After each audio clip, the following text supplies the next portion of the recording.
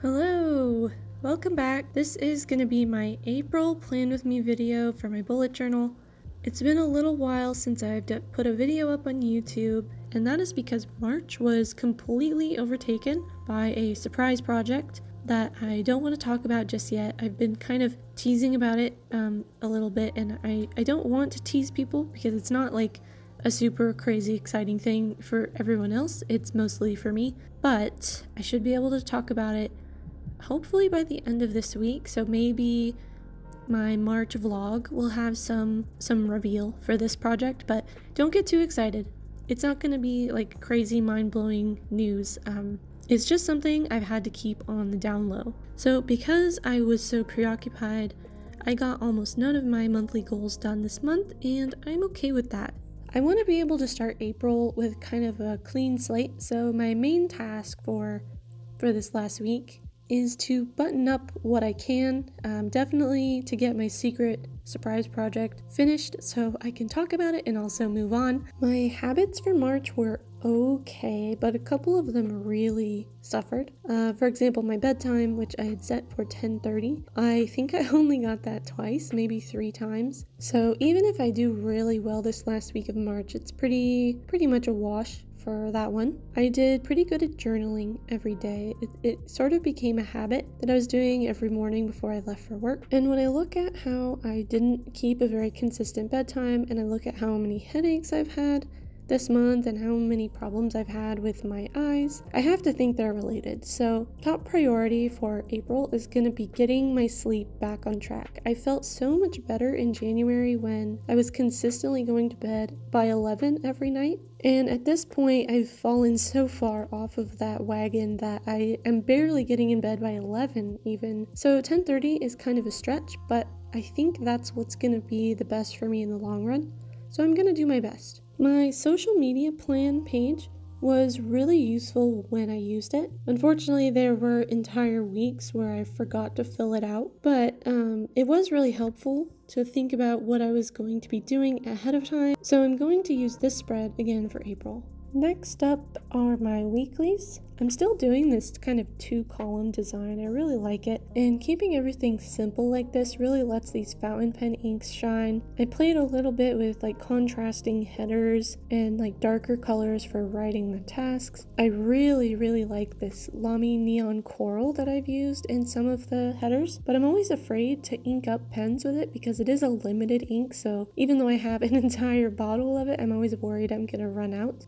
Now I'm gonna leave an empty page and start setting up for April. So the first spread I'm setting up for the month of April is going to look at first a little bit like a cover page, but it's not a cover page. I don't really like to make cover pages because they don't really serve a purpose. They're just kind of there to divide the notebook into different pieces, and I prefer my journal spreads to have some kind of utility. So what I'm actually going to do with this page is I'm going to write April in the middle here, and then I'm going to fill the background with words. On the left side, I'm going to write in my daily gratitude notes, just kind of filling in the page as I go and coming right up to this decoration in the middle. And then on the right side, I'm gonna put a quick little note about how that day went. So it's gonna be kind of like a gratitude log and a just daily note log combined. And then for the middle, the decoration I'm doing, because April is when they're going to start airing the final season of Game of Thrones. So I love Game of Thrones, and I wanted to sort of honor this month by decorating it with dragon scales. I started with pencil just to sketch in the shapes, put down some watercolor, and then I added another layer or two to sort of shade it the way the dragon scales should be. And I did use a little bit of metallic watercolor because I'm addicted to them and I can't stop. And I wanted to mention that we do see some more of that weird shaky cam in this video, and I think I finally figured out what it is. I think the last Android update that I got changed my camera settings, and I think it turned on a video stabilization setting that is making this weird sort of drifty, shaky camera thing happen. So unfortunately, there is a little bit of that shakiness in this video, but in the next one, if it was that setting, I've turned it off now, and so the next video should be much better. The next page I'm going to set up is going to be my habits and my social media stats, like all together. So the habits are going to be on the very left. The social posting tracker is going to be next to it on the left page.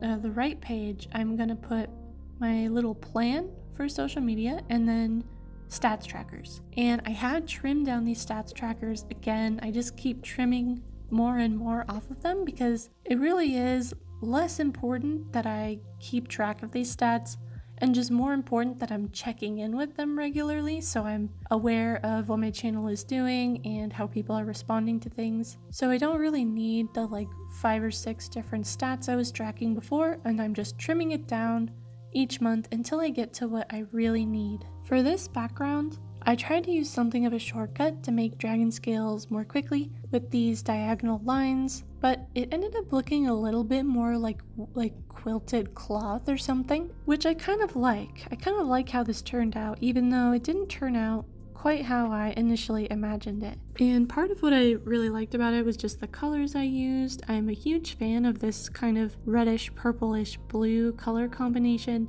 And then again, I did add a little bit of metallic watercolor on the top. I'm honestly surprised I haven't used all of these up yet because I've been putting it on everything. The specific habits I'm gonna track this month are going to bed by 10:30. I'm gonna give it another shot, see how I can do. Meditation, hopefully every day. And the unspoken goal here is for 15 minutes, but if I sit down and meditate just for 10 minutes, I'll probably still check it off anyway. I also want to eat some kind of green vegetable every day, so I wrote down greens.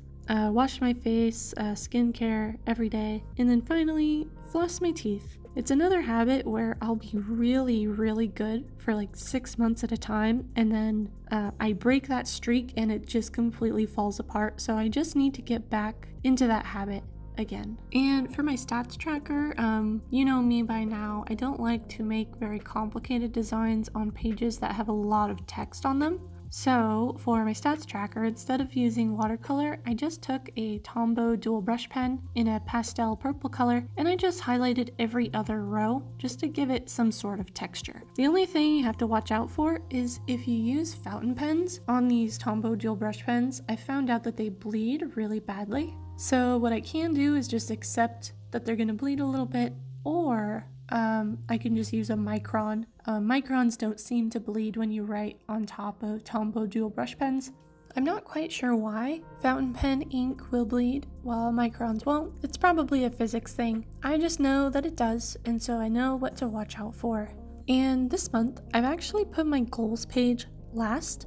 And this was intentional because sometimes when I would open my bullet journal, I'd start at my goals, I'd have a look at my goals, and then I would go through gratitude, I would go through habits, I would check everything off, and by the time I got around to planning my day, I'd kind of forget what my goals were, and flipping back to that page again is just another step. So to make things as easy on myself as possible, I put the goals right next to the start of all of my dailies and weeklies, so they're the last thing I see before I start my daily planning. I'm hoping this will help keep them closer to the forefront of my mind and maybe make a little bit more progress on them next month than I did this month. I'm also only going to use 5 monthly goals, so keeping it simple, not overwhelming myself. And as always, I'm going to fill these in on April 1st once I've had a chance to completely finish my work for March and think about what I have left to do on each of my projects.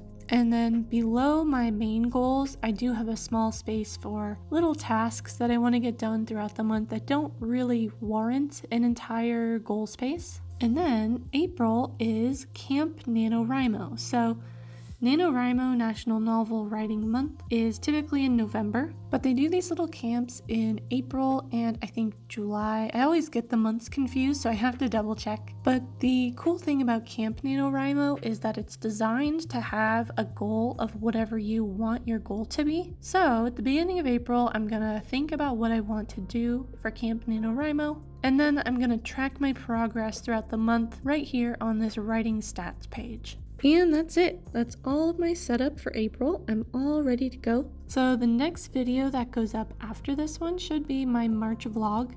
And I should let you know it's probably going to be a bit shorter than January's and February's because I did not do much filming throughout the month. I just kind of checked in periodically with short little clips of me talking to the camera, and I didn't get a lot of video of me working on things because I was so preoccupied with this other project.